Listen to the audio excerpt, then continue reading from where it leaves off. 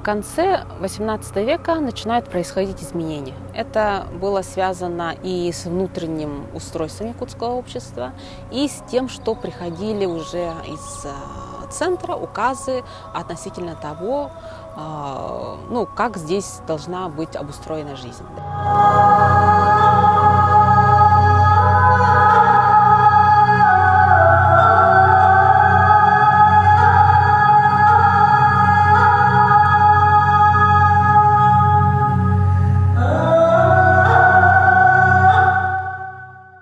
Со второй половины XVIII века начинается массовая христианизация, и оно оказало довольно-таки существенное влияние на внешний вид человека, потому что религия, она, конечно же, дает свою трактовку, свое видение того, как должны выглядеть люди. Да?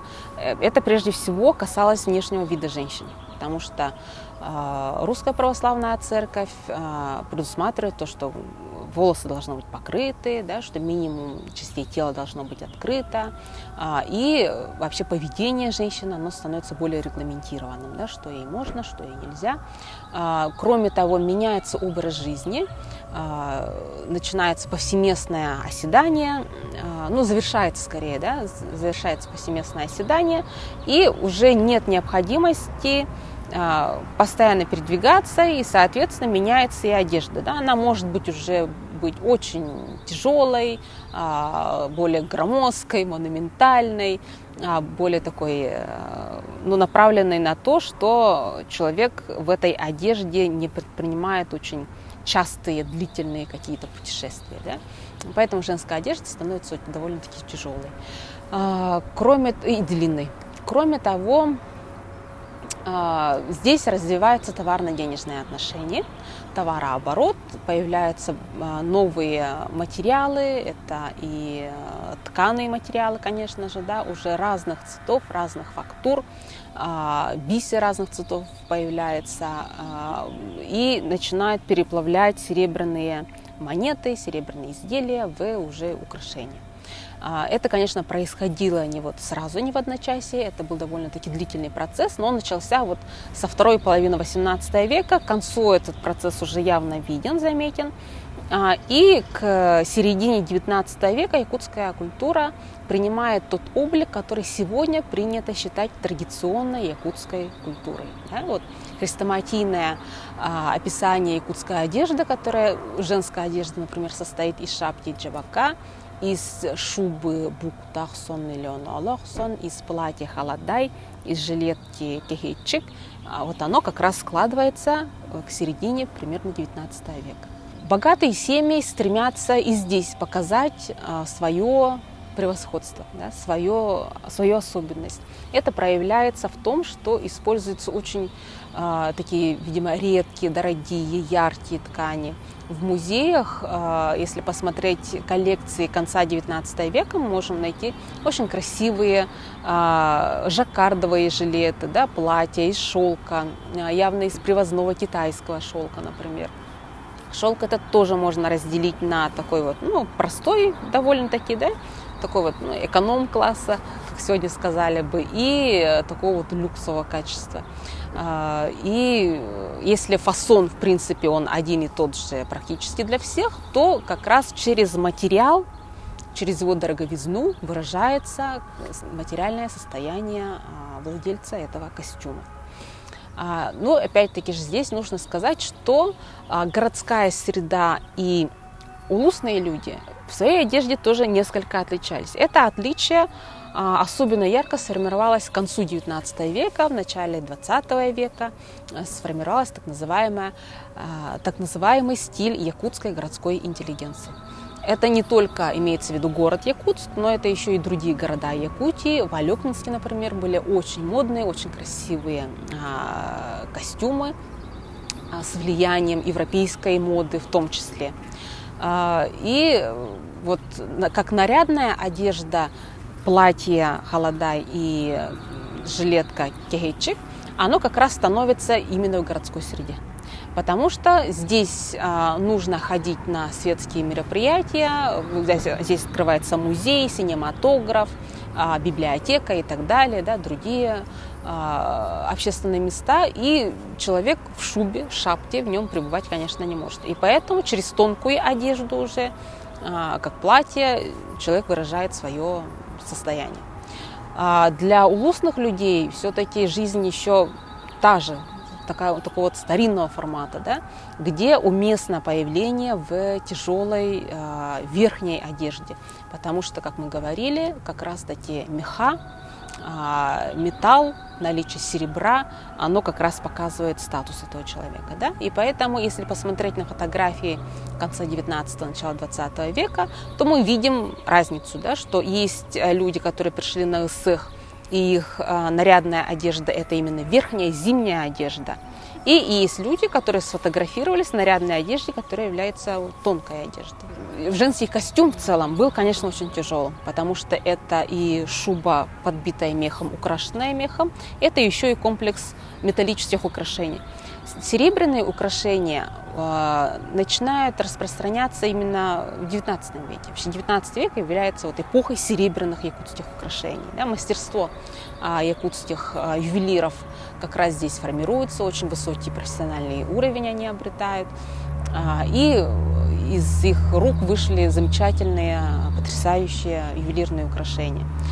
Но вот очень многие ювелирные изделия серебряные, они из серебра были не из местного, а из привозного.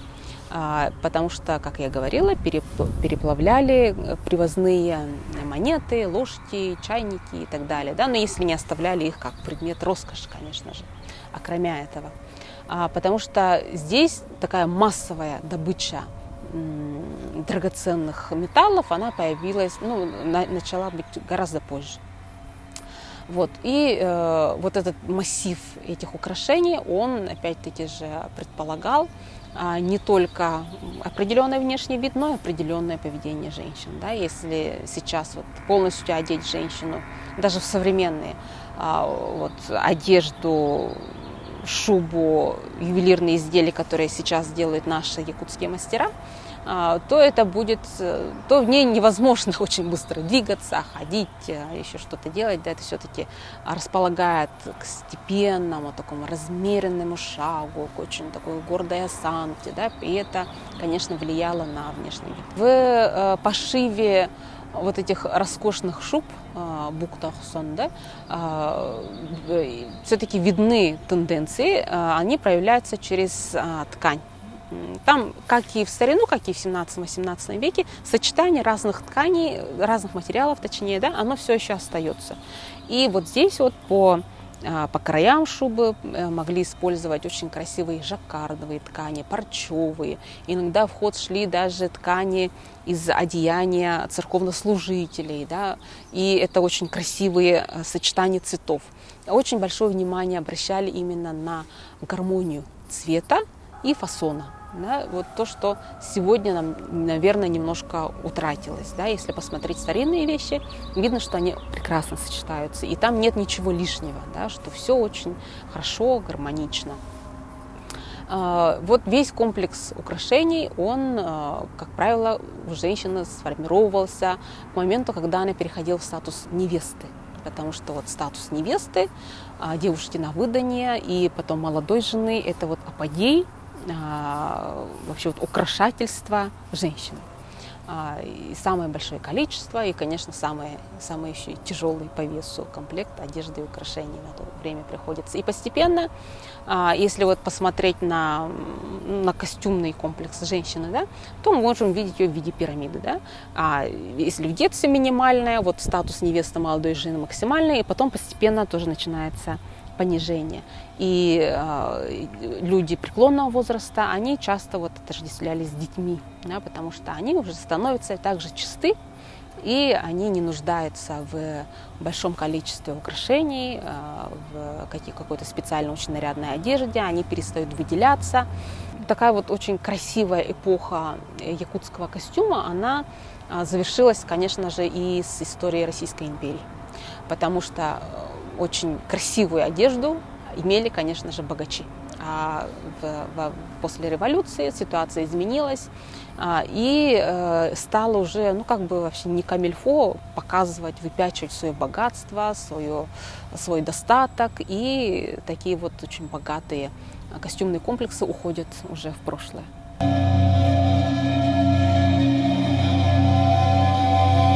20 век, он больше связан, опять-таки же, с формированием представлений о якутской культуре. Не только якутской, а вообще народов Якутии. Да?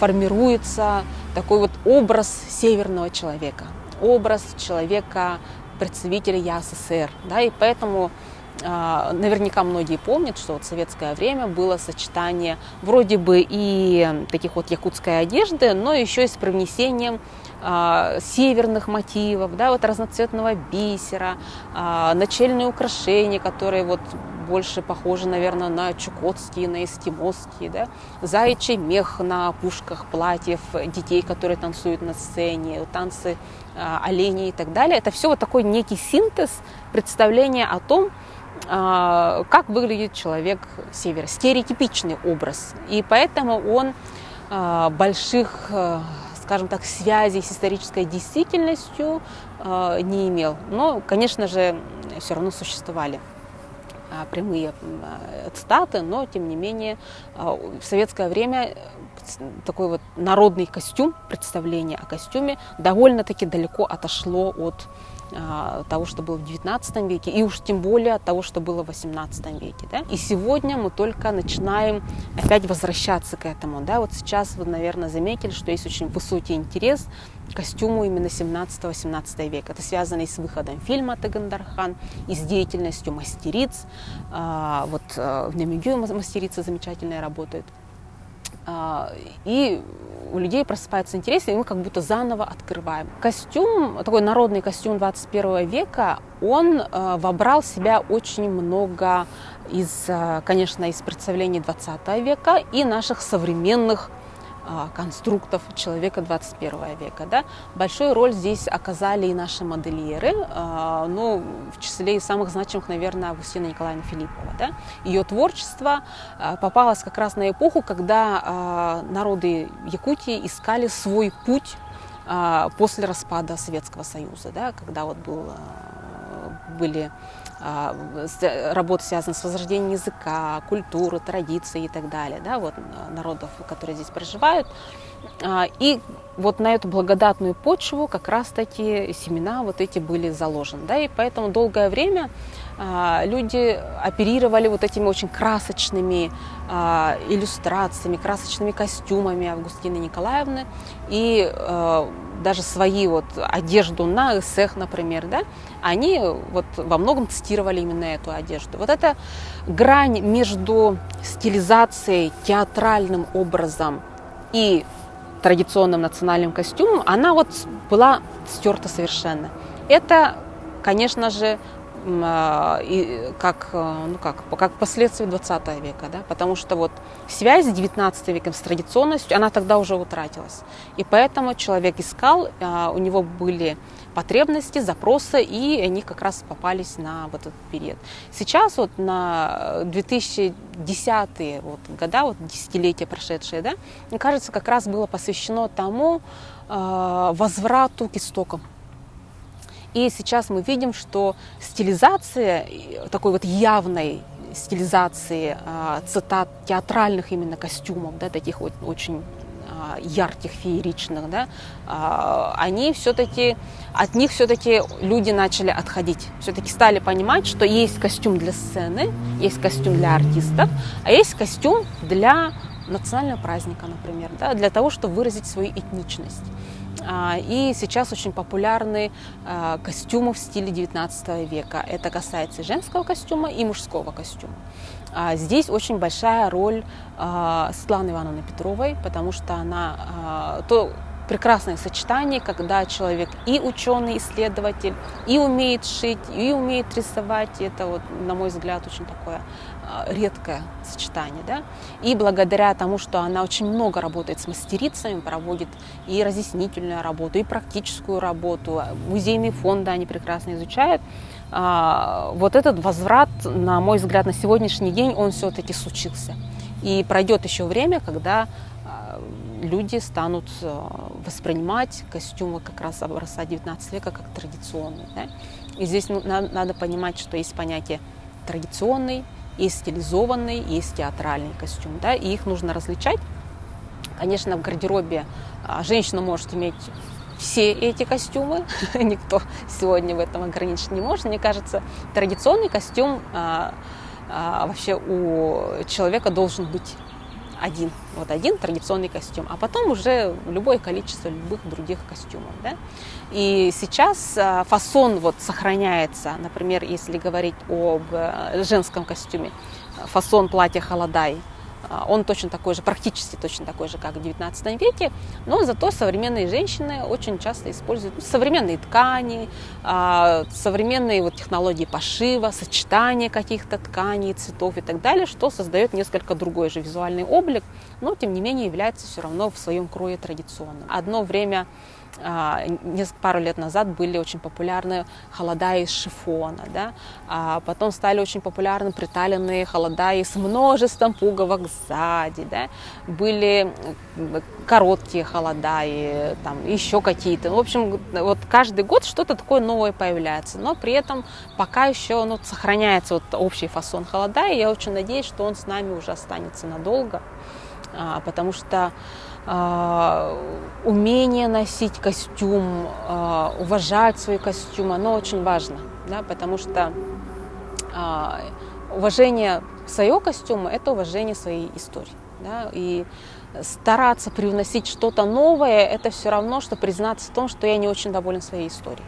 Да, я не очень доволен своей этничностью, да, потому что все замечательное, совершенное в костюме уже придумано.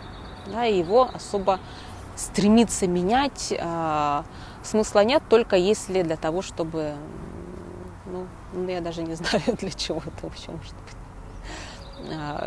Вот костюм образца 19 века, конца 19 века, я считаю таким вот действительно хрестоматийным традиционным якутским костюмом.